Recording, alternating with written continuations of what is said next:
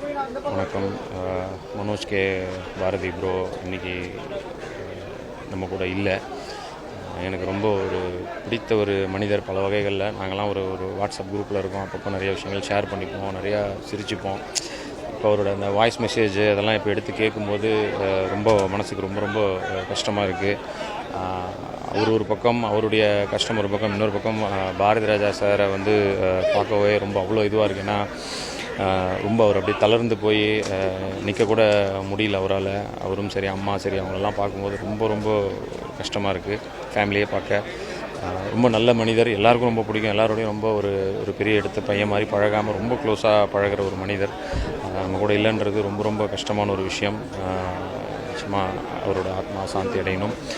பாரதி ராஜா சாருக்கு ஒரு ஸ்ட்ரென்த்து கிடைக்கணும் அப்படின்னு சொல்லி நான் விரும்புகிறேன். ரொம்ப ஒரு கஷ்டமான ஒரு நிகழ்வு, ரொம்ப சங்கடமாக இருக்குது பார்க்குறதுக்கு. பாரதி ராஜா சாரை பார்க்குறதுக்கு அவ்வளோ ரொம்ப கஷ்டமாக இருக்குது. அவ்வளோ பேர் வந்திருக்காங்க. எல்லாருமே அந்த அவர் மனோஜ் ப்ரோவோட அந்த அவரோட நடவடிக்கைகள், அவரோட அந்த நட்பு, எல்லாரோடையும் பழகிறது தான் அதோட காரணம். ரொம்ப ஒரு வருந்தத்தக்க ஒரு நிகழ்வு தான்.